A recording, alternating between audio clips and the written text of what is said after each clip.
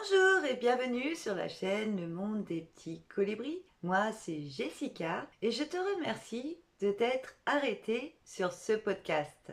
Aujourd'hui, nous allons parler d'un sujet fondamental, trop souvent oublié ou minimisé, la puissance du pouvoir souverain, celui qui passe par l'individu. Nous sommes nombreux à se plaindre du monde, des institutions ou du système en place, mais si on s'arrêtait un instant pour y réfléchir, n'avons-nous pas tous un rôle à jouer dans cette perpétuation? Car finalement, nous jouons tous un rôle qui permet que ce cycle, ce système dure perpétuellement. Chaque achat que nous faisons, chaque choix que nous prenons, chaque silence que nous gardons, tout cela participe à transformer ou à maintenir l'état des choses. Aujourd'hui, je vous invite à explorer ensemble cette force extraordinaire qui est le pouvoir individuel et à comprendre comment il peut devenir un levier d'action puissant pour transformer nos sociétés. Je vais décomposer ce sujet en 3 parties. Le pouvoir des choix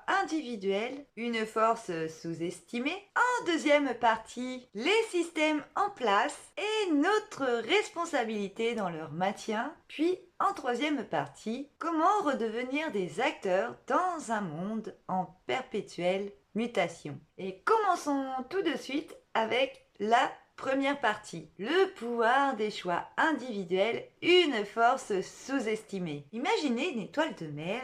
Et oui, l'exemple semble un peu particulier, mais vous allez vite voir où je veux en venir. Eh bien, cette étoile de mer qui se répare et s'adapte à chaque fois qu'un de ses bras est endommagé, eh bien, on va dire que chaque bras est un individu et que chaque individu forme un organisme vivant et interdépendant, ce qui peut représenter notre société. Les choix individuels, même les plus modestes, agissent comme des impulsions qui influencent et façonnent la trajectoire collective. Et pour cela, je vais vous donner un exemple très concret, les choix que nous faisons chaque jour pour la consommation. Lorsque vous achetez un produit issu de l'agriculture biologique ou d'un commerce équitable, vous n'achetez pas seulement un objet, mais vous votez pour une certaine manière de produire, de distribuer et d'échanger. Car nous savons très bien que tout est qu'une question d'offre et de demande, donc s'il n'y a pas de demande dans un certain domaine, dans un certain produit, forcément l'offre s'écroule et donc les industriels et toute autre forme de commerce liée à la consommation est obligé de revoir ses produits afin de s'adapter à la demande. Ainsi, votre pouvoir de consommer est un levier direct sur le monde économique. Mais cela va bien au-delà, puisque chaque action que vous entreprenez, comme signer des pétitions, participer à une initiative locale ou même réduire vos déchets, tout cela porte en elle une dimension de transformation. Il ne s'agit pas seulement d'agir, mais il s'agit avant tout d'inspirer. Et oui, parce que chaque petit colibri peut provoquer une cascade de changements. Donc finalement, votre pouvoir individuel repose sur 2 piliers, vos choix et leur capacité à influencer les autres. Et je vous demande aujourd'hui, quel message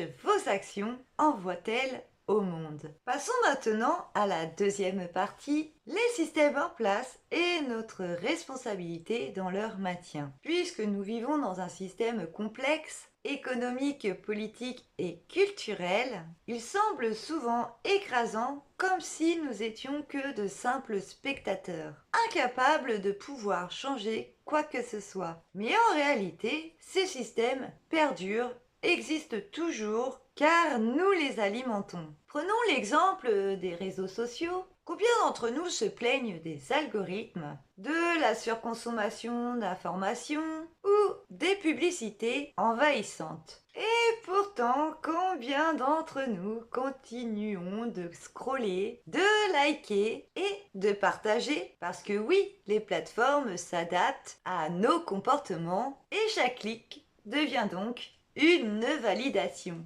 Un autre exemple, la politique. Beaucoup se plaignent des gouvernements en place ou des décisions prises au sommet. Pourtant, chaque citoyen possède un levier d'action souvent sous-estimé. Par exemple, voter est l'un des moyens les plus directs pour influencer les décisions. Bon, je sais bien que certains diront que le vote ne sert à rien, mais attendez d'écouter la suite, car cela va bien au-delà que de simplement voter, car il existe d'autres leviers comme s'engager dans des associations citoyennes qui permettent de porter des projets concrets comme la défense de l'environnement ou des droits sociaux. Écrire à son représentant local, c'est une manière de faire entendre sa voix sur des problématiques précises et parfois même d'influencer des lois qui sont en gestation. Si ces actions sont peu réalisées, c'est souvent par désillusion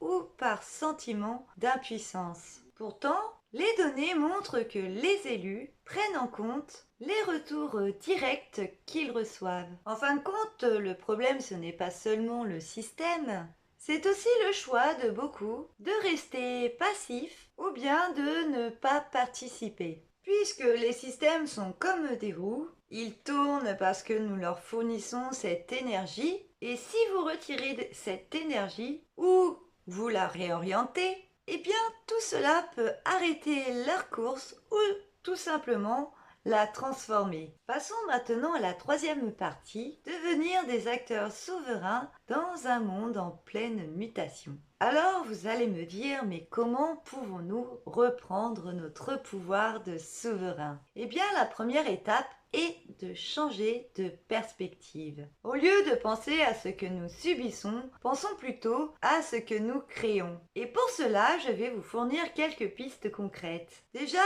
tout d'abord, reprenez le contrôle de votre temps et de votre attention. Vos heures, vos minutes sont vos ressources les plus précieuses, donc c'est à vous de décider où vous allez les investir.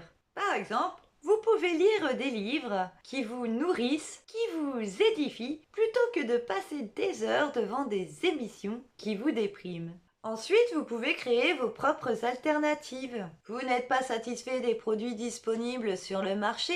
Eh bien, tournez-vous vers le local, l'artisanat, ou vous pouvez même lancer votre propre initiative. Et pour finir, cultivez l'espoir et la collaboration. Car changer le monde n'est pas une aventure solitaire. Donc vous pouvez rejoindre des collectifs, partager vos idées et inspirer votre entourage. Chaque colibri a un rôle, mais ensemble nous pouvons créer une véritable tornade de changement. Car être souverain, c'est reconnaître que nous sommes à la fois la cause et aussi la solution. N'oubliez pas, vous êtes avant tout l'acteur principal de votre propre histoire. Et j'en arrive déjà à la conclusion.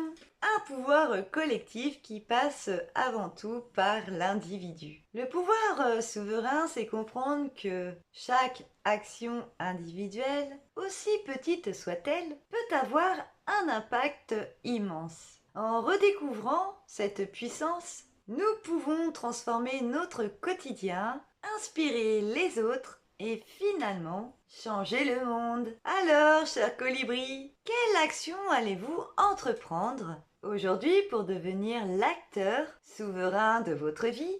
Je vous remercie d'avoir écouté cet épisode. N'oubliez pas de liker, de vous abonner et de partager votre point de vue dans les commentaires.